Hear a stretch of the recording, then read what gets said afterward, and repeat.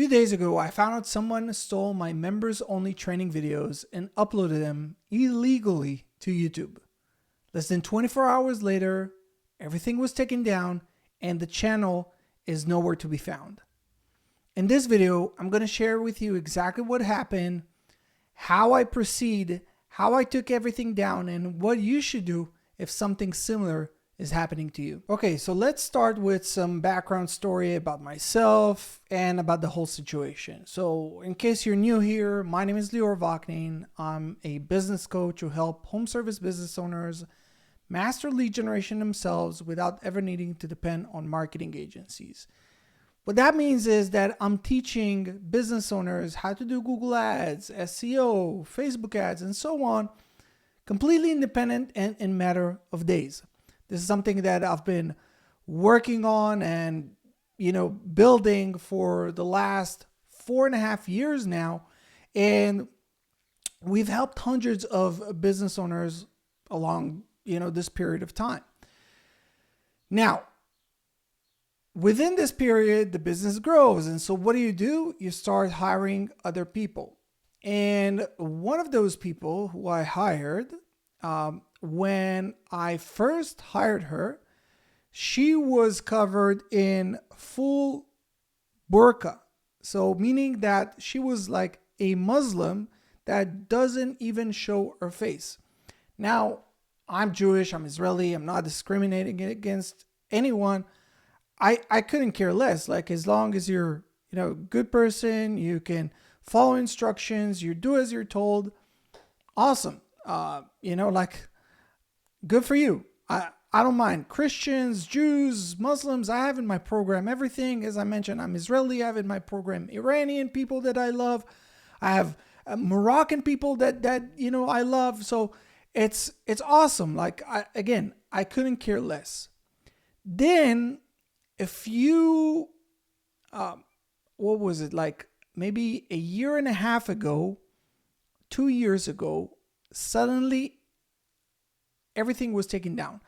My community, I noticed, boom, like it got taken down. All the content was deleted. A bunch of like super crazy stuff happened to me. And I started running some investigation.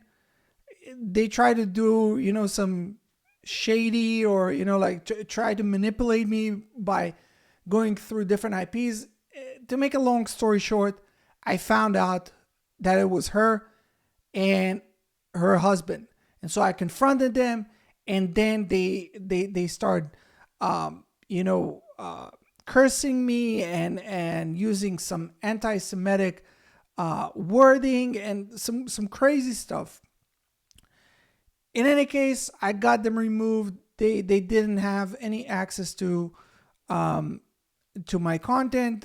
In the meantime, I'm pursuing some legal actions against them, but because they're in a developing country, this is a much more complex, and there's not a lot of time. There's not enough meat, financially speaking, for it to be a worthwhile endeavor. So this is happening. Okay, whatever. She can't do anything anymore, or so I thought. And then a few days ago, I don't know, like at night, I was just like searching for my brand name. All of a sudden, I'm finding a channel who impersonates me. And over there, I'm seeing a bunch of my content that's being uploaded to the channel. Now, few things. A, because it was like she didn't have access for now, I think over 2 years, everything was outdated, so it's not really as important. And so that's number one. And number two, I think there were only 3 subscribers to the channel, so it didn't have real big impact. Now, before I go over and share with you how to handle such a situation, because maybe for you you're not an online coach, but maybe somebody is using some of your promotion videos, if you're a service business owner, and using it on their channel, or like maybe one of your employees does something similar to you, where it takes internal content that it's a training video for your team members and upload them to YouTube. So before I touch on the technical aspects of what to do in such cases, what's more important, and I feel like what I'm more proud of, rather than the fact that everything was taken down in less than 24 hours, is the fact that I didn't let it impact me emotionally. When you're just starting a business and it's your first rodeo, you take everything personal. And it's not only your ego that's being hurt, it's like you feel like, somebody is just like stabbing you in the gut and just twisting the blade. At least that's for me. Like, I used to take everything personal. And for me, one of my most noticeable facts when I'm getting nervous, anxious, angry, is that my stomach, it's like I have to run to the bathroom. That's just me. I feel it intuitively in my stomach, and that's my cue. In here, I've been doing, entrepreneurship and businesses for over 15 years. Now it's, at this point, it's, what is it, like 17 years I've been in business. I was like, okay, let's work on it. Let's solve this. Like, I didn't let it impact me emotionally. And I'm super proud of it, because you getting stabbed and getting punched in the face left and right when you're a business owner. And if you're letting these things impact you emotionally, you're losing. The other side wins. And so that's just one thing that I think is very important to mention. And I hope if you found this video, or if this video found you, you take this to heart. There's always ways. And even if your Instagram channel with hundreds of thousands of people is taken down, or YouTube channel with tens of thousands of subscribers, or somebody stole your website, or it's all good. You can recover. You can get back on a horse. And the only way for the other side to win is if you're quitting. And so I was just like, okay, let's do it. Another thing that I wanted to mention is that my first instinct when I saw this, I was like, okay, that's a great opportunity for me to test some of the AI features and products and see if they can automate the process.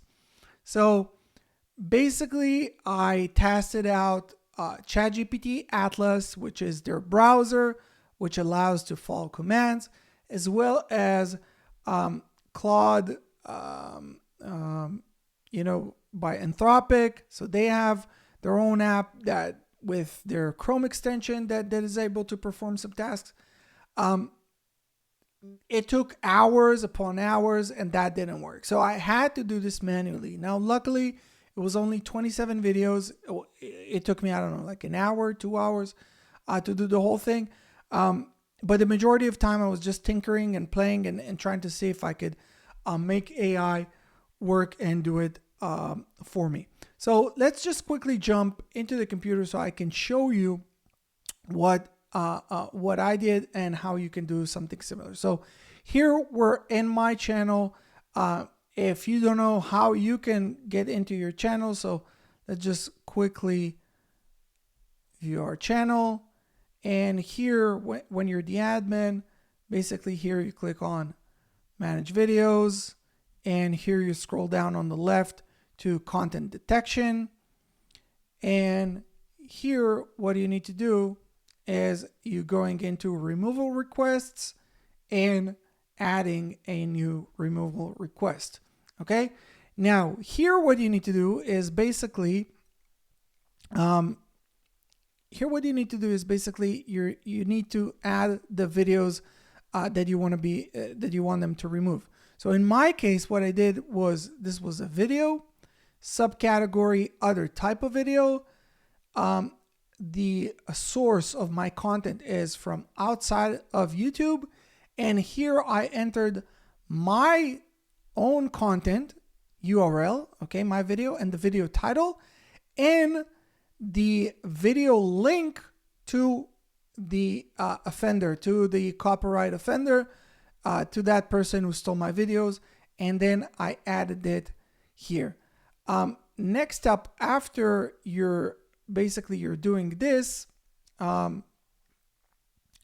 let's say here, let's say it's youtube.com, let's say Lior, and